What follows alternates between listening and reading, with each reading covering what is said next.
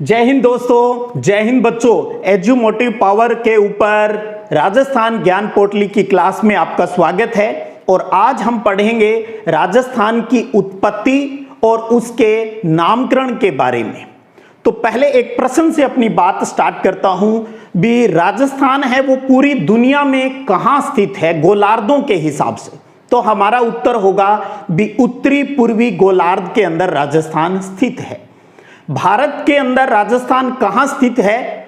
तो भारत के उत्तर पश्चिम भाग के अंदर यह स्थित है। महाद्वीप की अगर मैं बात कर लूं भी, राजस्थान या भारत है वो किस महाद्वीप में स्थित है? तो हमारा उत्तर होता है एशिया महाद्वीप में स्थित है। अब जब महाद्वीपों की बात आ ही गई है तो आपको पता है ना भी, हम पढ़ते हैं भी एशिया महाद्वीप, यूरोप, उत्तरी अमेरिका, दक्षिणी अमेरिका, अफ्रीका, ऑस्ट्रेलिया, इन महाद्वीपों के बारे में पढ़ते हैं। क्या स्टार्टिंग में ये महाद्वीप आज हमें जो जैसे दिखाई देते हैं इसी प्रकार से थे क्या? ये इसी प्रकार से नहीं थे। इन्हीं बातों से आज का जो अपना टॉपिक है राजस्थान की उत्पत्ति वो निकल कर आएगी। क्योंकि राजस्थान के अंदर जब हम भौतिक एरियाज की बात करते हैं तो हम अरावली के बारे में, हम हाड़ौती के पठार, हम मरुस्थल के बारे में और पूर्वी मैदान के बारे में पढ़ते हैं। अक्सर राजस्थान के प्रतियोगी परीक्षाओं में ये पूछ लिया जाता है भी, इन जो क्षेत्रों की उत्पत्ति है वो किन से हुई है। तो बात स्टार्ट करते हैं सभी महाद्वीपों को लेकर, फिर आपको सारी चीजें हैं वो क्लियर हो जाएगी। और आज की क्लास में आपको जो प्रतियोगी परीक्षाओं के लिए जो जरूरी बात होगी वो हमेशा के लिए याद भी हो जाएगी। तो देखिएगा, शुरू में जो ये सारे महाद्वीपों की हम जो बात करते हैं वो सारे अलग अलग दूरी पर नहीं थे, बल्कि ये सारे एक ही थे, संयुक्त रूप से थे। और इनको नाम दिया गया था पेंजिया। और इस पेंजिया के चारों ओर था पानी, और जिसको हमने क्या कह दिया? पैंथालासा। पैंथालासा। अब समय के साथ क्या हुआ? इस पेंजिया के अंदर विभाजन हो गया, बंटवारा हो गया। ये जो पेंजिया है ये दो भागों में बट गया। लीजिए भी हमने दो भाग बना दिए। अब पानी तो इसके चारों ओर है ही है, जिसको हमने कहा भी वो पूरा पानी वाला भाग है वो क्या कहलाया? पैंथालासा। अब देखिए, अब पेंजिया के दो भाग हो गए, तो दोनों भागों को आपको नाम है दोनों भागों के वो ध्यान रखने हैं। एक भाग है इसका नाम है अंगारा लैंड, और दूसरा जो भाग है इसका नाम दिया गया गोंडवाना लैंड। अंगारा लैंड को लोरेंसिया है वो भी कहा गया। और इन दोनों के बीच में यहां पर जो ये पानी वाला हिस्सा था इसे कहा गया टेथिस सागर।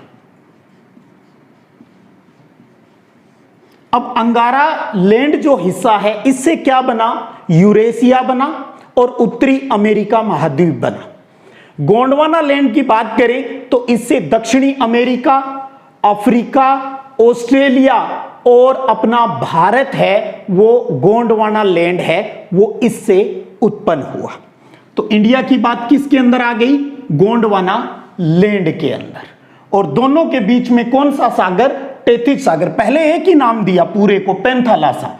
फिर जैसे ही पेंजिया दो भागों में बंट गया तो बीच वाला जो पानी का हिस्सा है वो क्या कहलाया? टेथिस सागर कहलाया। अब यहां से अपने राजस्थान का क्वेश्चन निकल जाता है। अब राजस्थान की उत्पत्ति में दो चीजों का महत्वपूर्ण योगदान है। एक तो है गोंडवाना लैंड और दूसरा है अपना टेथिस सागर। अंगारा लैंड अब हम छोड़ देंगे। क्यों छोड़ देंगे? क्योंकि इससे तो यूरेशिया और उत्तरी अमेरिका बना था। हमारे वाला भारत तो गोंडवाना लैंड से बना था। राजस्थान भारत में है तो गोंडवाना लैंड की बात करेंगे, और साथ में इसके लगता जो टेथिस सागर है उसका भी महत्वपूर्ण रोल रहा। तो अब हमारे दो महत्वपूर्ण बिंदु हो गए, एक गोंडवाना लैंड और दूसरा टेथिस सागर। अब हमें यह जानना है भी इन दोनों से किस हिस्से की उत्पत्ति हुई।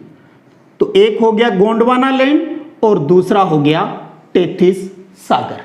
अब यहां समझ ले, जो गोंडवाना लैंड है इससे दो महत्वपूर्ण राजस्थान के हिस्सों की उत्पत्ति हुई। एक का नाम अरावली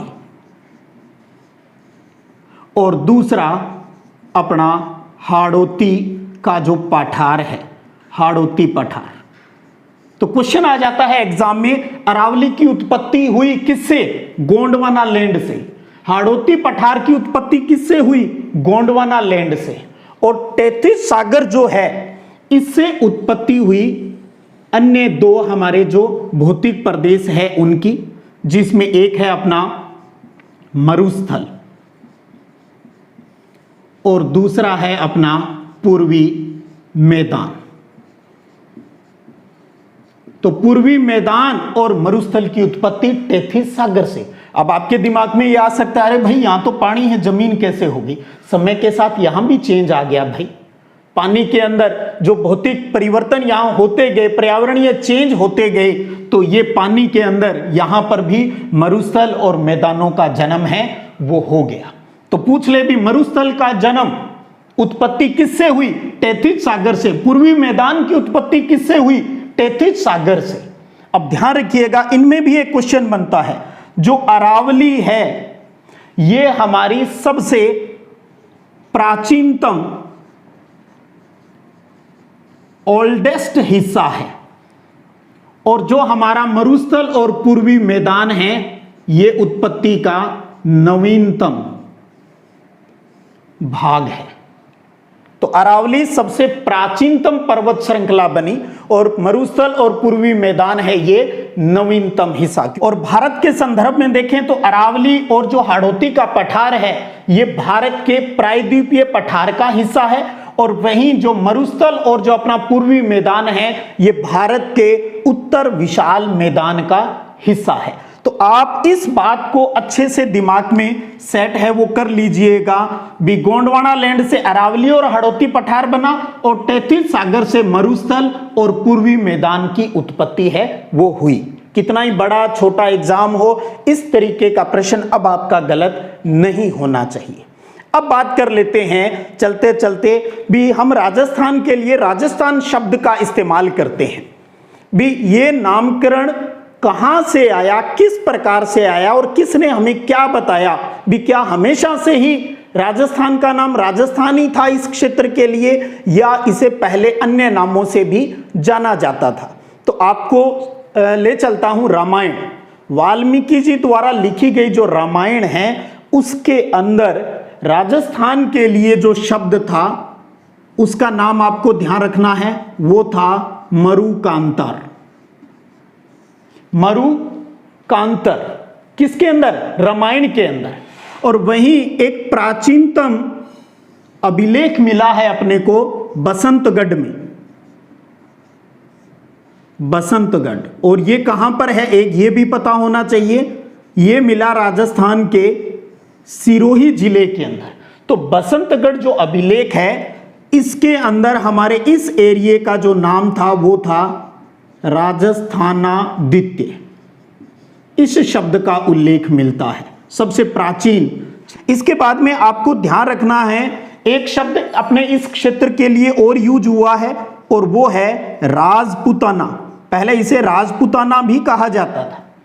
इस शब्द राजपूताने का ध्यान रखिए, एक शब्द बोल रहा हूं, मौखिक प्रयोग बोलचाल के अंदर प्रयोग किया जॉर्ज थॉमस ने, जॉर्ज थॉमस ने। और साथ में सन भी ध्यान रख लें 1800 के अंदर, 1800 ईस्वी के अंदर मौखिक रूप से इस एरिया के लिए राजपूताना शब्द का इस्तेमाल है वो किया गया। अब एक क्वेश्चन यहां पर और बनता है, वो है भी हमने मौखिक की बात कर ली भाई, अगर लिखित का पूछ ले तो भी सबसे पहले लिखित प्रयोग है वो किसने किया? तो वो नाम है विलियम फ्रैंकलिन। ये नाम आप ध्यान रखिएगा, विलियम फ्रैंकलिन। इसने राजपूताना शब्द जो जॉर्ज थॉमस ने मौखिक में यूज किया था, विलियम फ्रैंकलिन ने उसको अपनी पुस्तक जिसका नाम था military memories of mister George Thomas, और यह पुस्तक आई थी 1805 के अंदर। और इस पुस्तक के अंदर लिखित के अंदर इस एरिया के लिए राजपूताना शब्द का इस्तेमाल है वो किया गया। इसके बाद में आपको नाम ध्यान रखना है कर्नल जेम्स टोड का। जेम्स टोड, और ईयर की बात करें तो वो है 1829 के अंदर। और इन्होंने यूज किया अपने इस क्षेत्र के लिए शब्द जो आज हम यूज करते हैं, और वो है राजस्थान।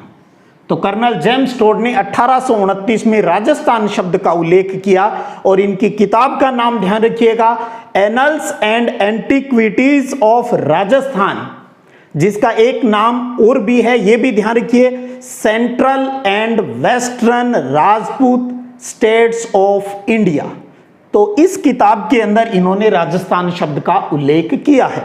उसके बाद में आपको पता है राजस्थान का एकीकरण 7 चरणों में संपन्न हुआ, और उसी दौरान 26 जनवरी 1950 को जब हमारे देश का संविधान लागू हुआ, तो इस क्षेत्र के लिए विधिवत रूप से राजस्थान शब्द का प्रयोग है वो किया जाने लगा। आज राजस्थान में बात करें तो 33 जिले और 7 संभाग है। अभी हाल ही में 17 मार्च को मुख्यमंत्री जी ने नए जिलों और संभाग की घोषणा कर दी है। तो आने वाले समय में 50 डिस्ट्रिक्ट और 10 संभाग है वो हो जाएंगे। चलिएगा, जब वो हो जाएंगे तो उनके ऊपर भी बात है वो कर लेंगे, ये बात मैंने बार बार कही है आपको। अब एक प्रश्न जाते जाते आपसे पूछना चाहूंगा, राजस्थान का क्षेत्रफल कितना है? कमेंट करके जरूर बताइएगा राजस्थान का क्षेत्रफल कितना है, और आज की क्लास में आपने क्या नया सीखा ये भी बताइएगा। फिर मिलेंगे एक नए इंपॉर्टेंट तथ्य को लेकर, तब तक जय हिंद, जय भारत।